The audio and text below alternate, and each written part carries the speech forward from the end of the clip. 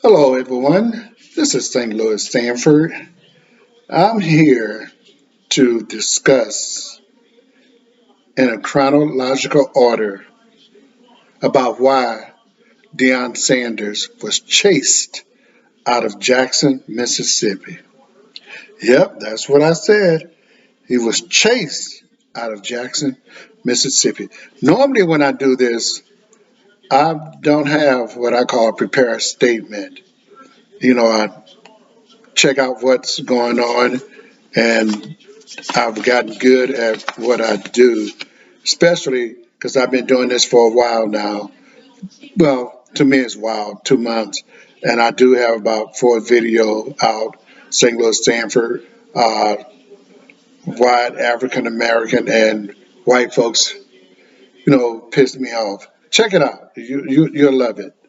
Just check it out, St. Louis Sanford. But anyway, let me go and talk about this issue with Jackson State.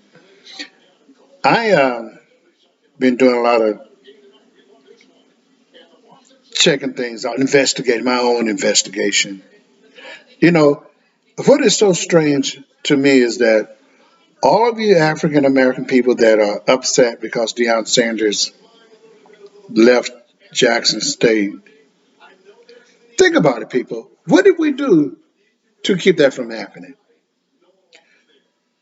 We could have kept him from going to Colorado. Now, think about this. When Deion Sanders made the announcement that he's planning on coaching at Colorado, there was five other coaches, big name coaches, that was moving around going to different schools. Those five, when they came out, they signed. Deion Sanders was the only one who didn't sign. You know why? Deion didn't really want to leave Jackson State. Deion loved what was going on. He loved what he was doing at Jackson State.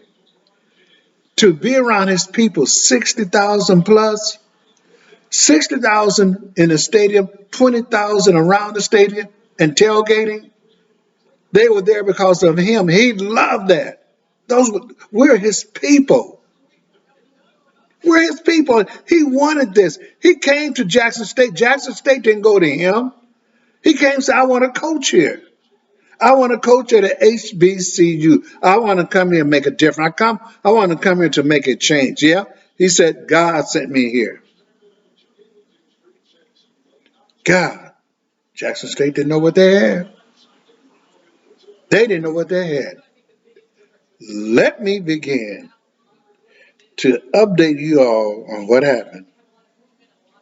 And what really ticked me off is my people online saying this and that and don't know what the hell they talking about. How you gonna dog a man out for leaving a black institution, go to a PWI, predominantly white institution, if he's not wanted there?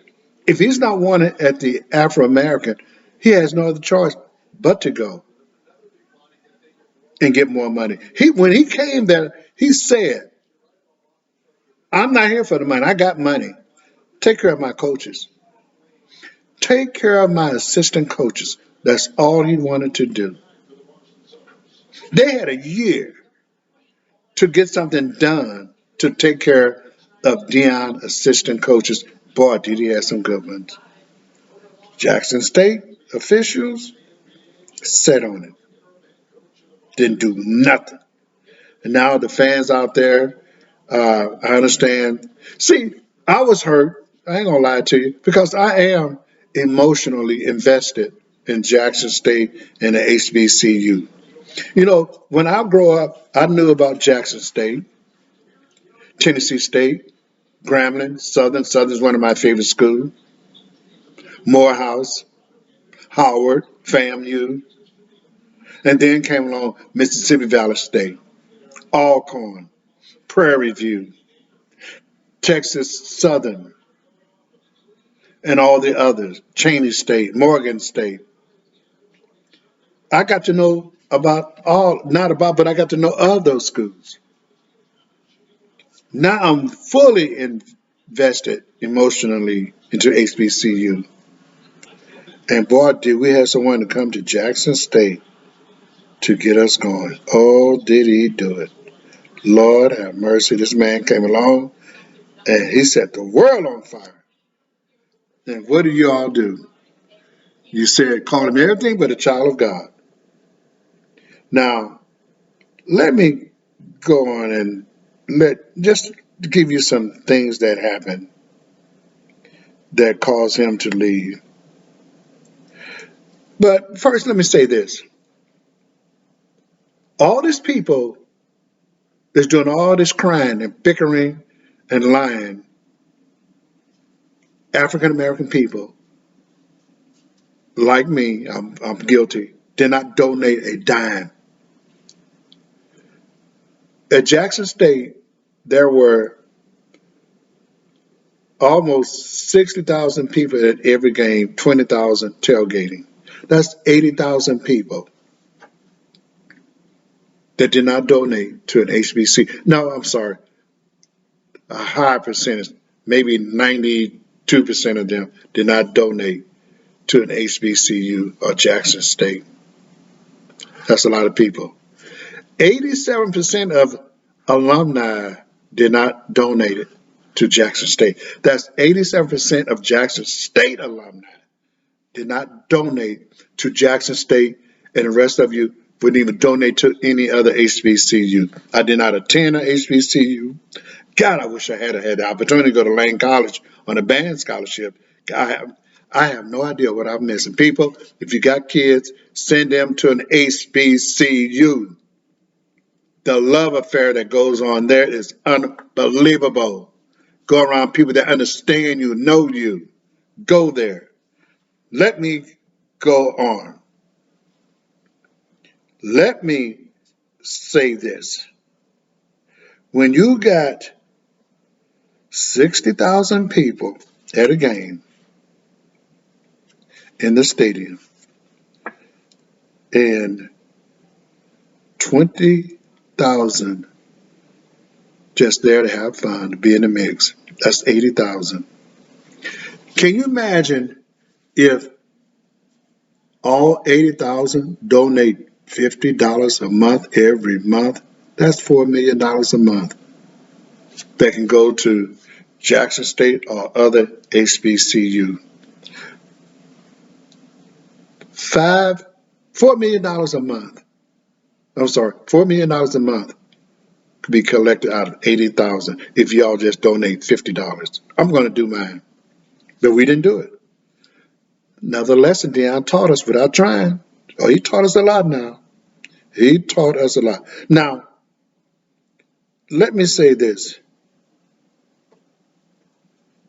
The problem Dion had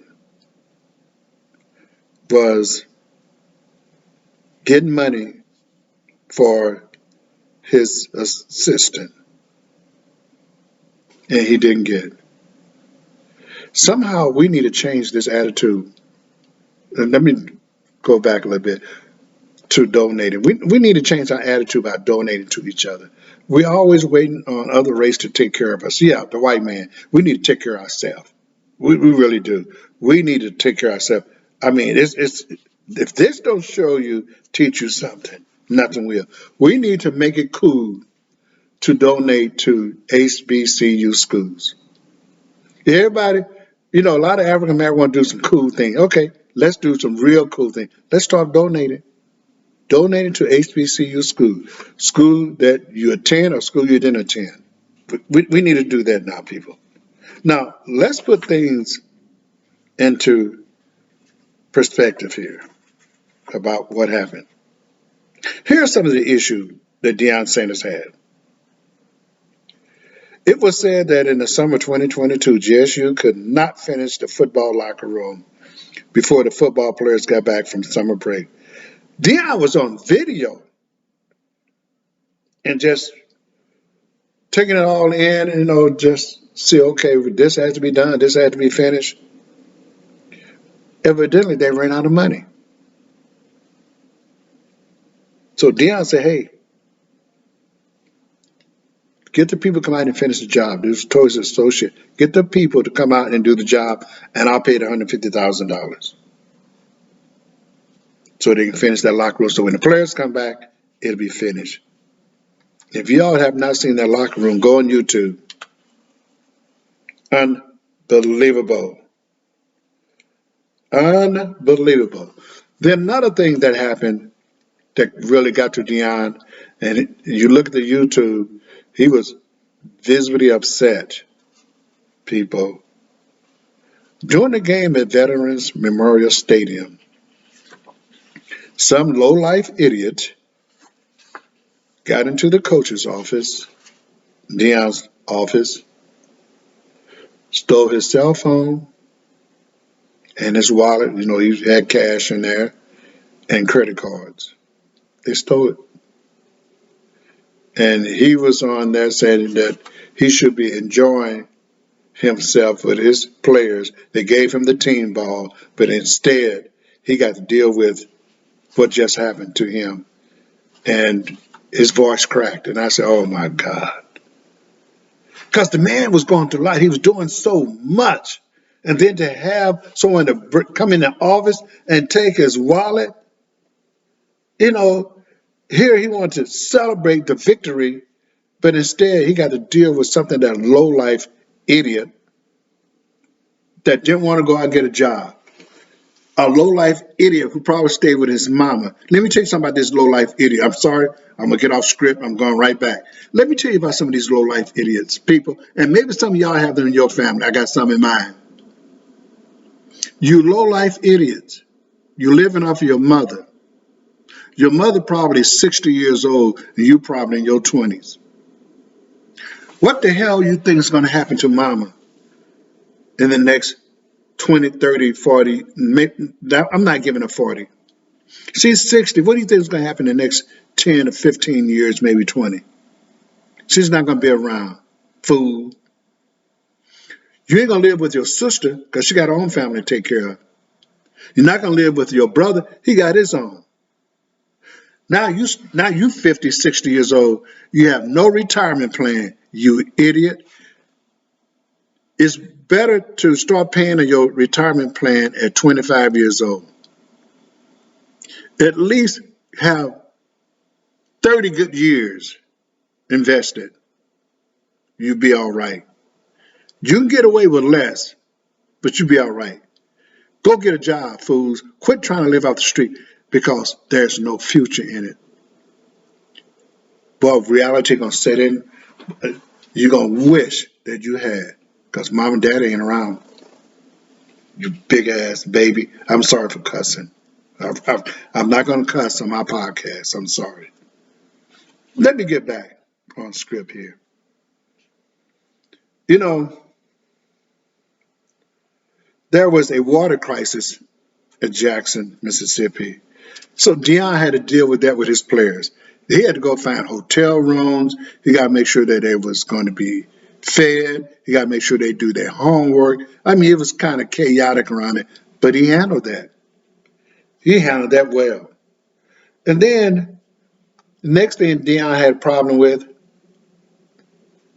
the break-in of his car, his son, two sons' car, and his daughter. That was 5 reported break-ins in their cars. 5 times. You know, really? Can't you people show some dignity and say, hey, we got people here that help us out. Let's not do any harm. Why do anything to your people anyway, fools?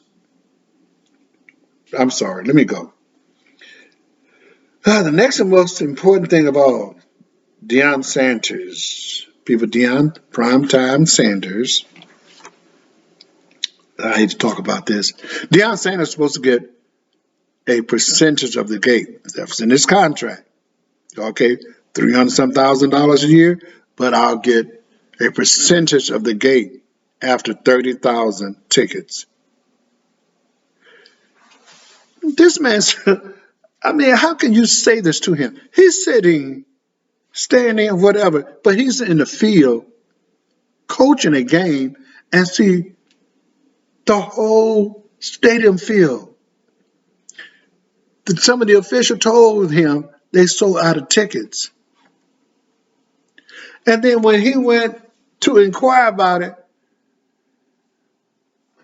come on, man. The man is smart. You got 60,000 seat stadium filled up, but you tell him you sold only 28,000. Why did you go at 28,000? You went at 28,000 because you had to pay him for what's over 30,000. You couldn't even lie and say 40,000, but you had to go down at 28. You're telling me that I'm dumb and stupid, and I'm supposed to believe that? Dion said, wait a minute, we got to do some investigation here. We need to find out who stole the money. We need to find out where the missing money is. He said, I'm going to get to the bottom of this. That one statement that he made about the missing money and getting to the bottom of it changed everything. Everything that he set out to do, he had a different heart about what he was doing. He did it, but he was still willing to work and make some changes, and hopefully that this will blow over, things get better. We just got to the bottom. We ain't there yet. We're not there yet. Now, when Dion Sanders came to Jackson State, he said, I'm going to make a change. And he did. But what changes did Jackson State make? He was supposed to get paid a bonus if he won the SWAC championship. He was supposed to get a bonus if he went to the Celebration Bowl. Didn't get either. You know, Dion asked about the proceeds from the football games. Guess where they went? The proceeds went to general funds. None went to the team. That's not how you do business, people. I mean, it's the way Afro Americans do it, but all the PWIs and other schools don't do it that way. Football team bringing all the money. They get a percentage, and then you split the others into the general funds. Jackson State put it all in. Now, if you put it all in, okay, football teams, this is what we're going to give you all. You're going to have some traveling money. You're going to have money for hotels and food. Not Jackson State. Not Jackson State. Deion Sanders had to take care of that. Did you hear him arguing over that? Complain about that? He was a hell of a man. A hell of a man. He kept right on going. When Jackson State went on the road, Dion was responsible for the plane with American Airlines. If he wasn't responsible for it, I'm going to give him the credit. I'm going to give him that credit. This man just kept on moving, no matter what. He said, I'm not going to let nothing stop me. We're going to keep on. We're going to keep rising up. And we're going to be okay. This man put on a one-man show. You look at the uniform. Jackson State had the best uniform of every college and university team in the country except one.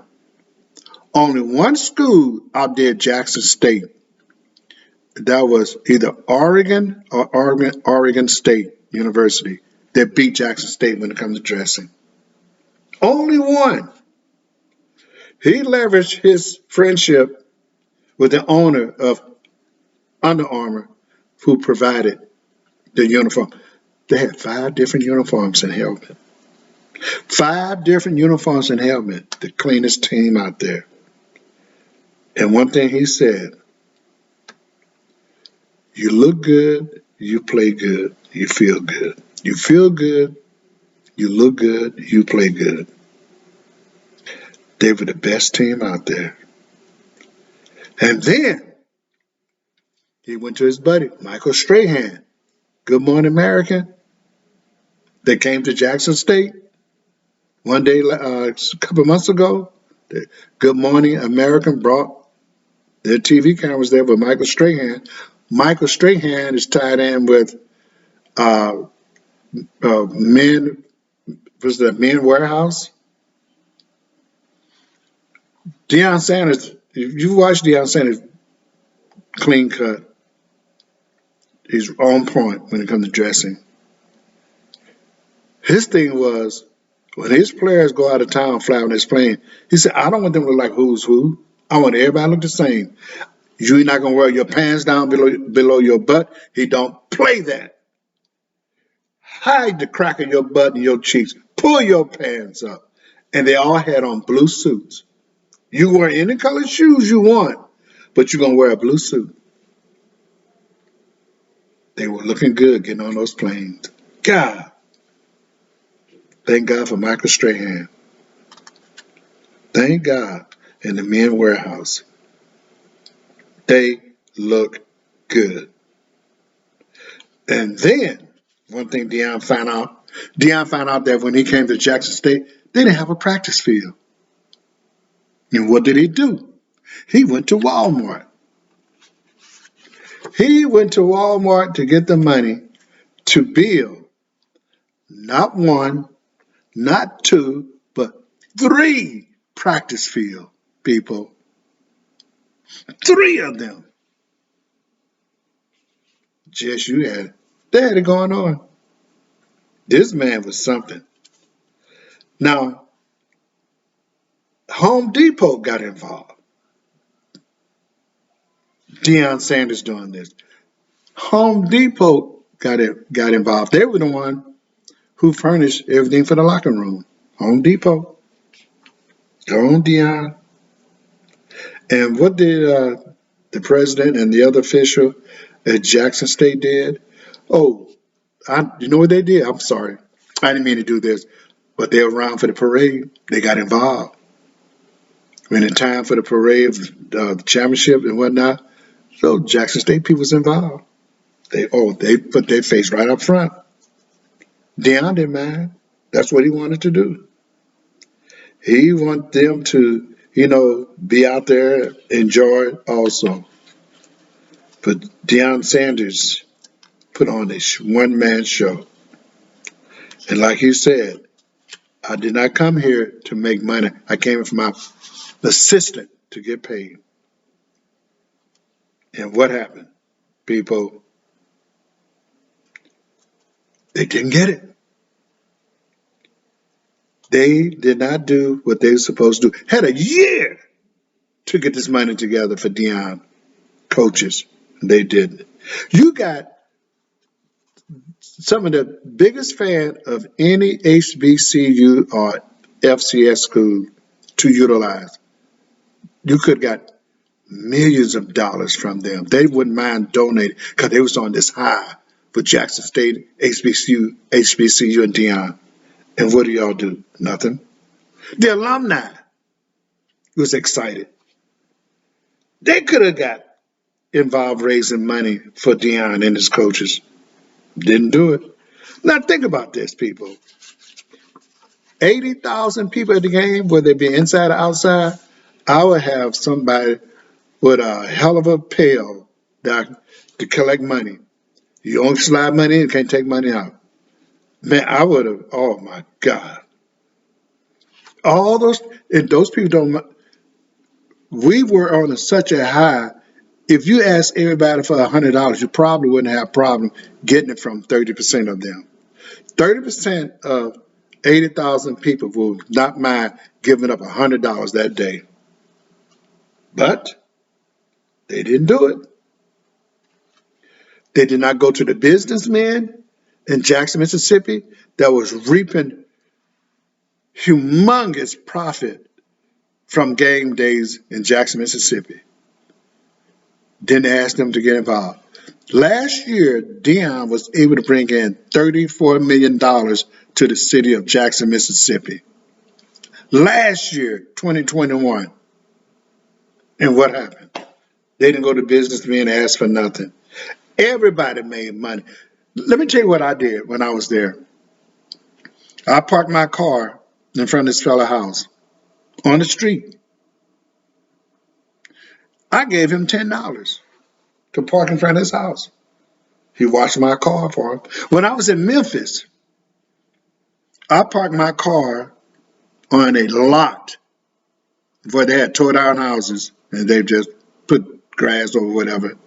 And this fellow charging everybody $20. He may have about 70 cars. I gave him $20 to park. He watched my car until the game over. When I got back, my car was safe. No issue. Everybody made money off of Jackson State, except the coaches. Good God Almighty. The people that were reaping the benefits, no matter who they were, they made money. The hustle was on. And Jackson State official done nothing. Absolutely, absolutely nothing. No sponsor. I mean, the mayor didn't even come out. You think the mayor said, whoa, this is my city. I got to keep this going. This is our cash cow. We got to keep him here. You would have thought he would have came out and tried to do something. Legislators would try to come up with some idea how to get money to keep this man here. I bet you if they went to the governor, even though he was a racist governor, but he know a good thing when he see one. He know that Jackson State was bringing in money to that town. If you had went to the mayor and say, hey, we need help. I mean, to the governor, hey, we need help. I would, even though he was a racist, crap, he probably would have done something. They didn't. They said pat. Dion was on his own. Now, think about what I just said earlier. Dion, out of six coaches, six of them that made some major changes from their school to another school. All five of the other coaches, which happened to be white, signed a contract. Of course, they with the PWI, predominant white colleges, these five white coaches signed with. Dion was the last one to sign because he sat back and waited for Jackson State to come up with something. And they did. The 11th hour and 45 minutes, Jackson State came up with $1 million and told Dion, here's $1 million for you and your 15 coaches to split. You may as well give him some bag of peanuts. That's a slap in the face. That's just like stabbing a man in his back, pour salt and bleach in the wound. $1 million for Dion for what he did, and all you want to do is give him $1 million? God,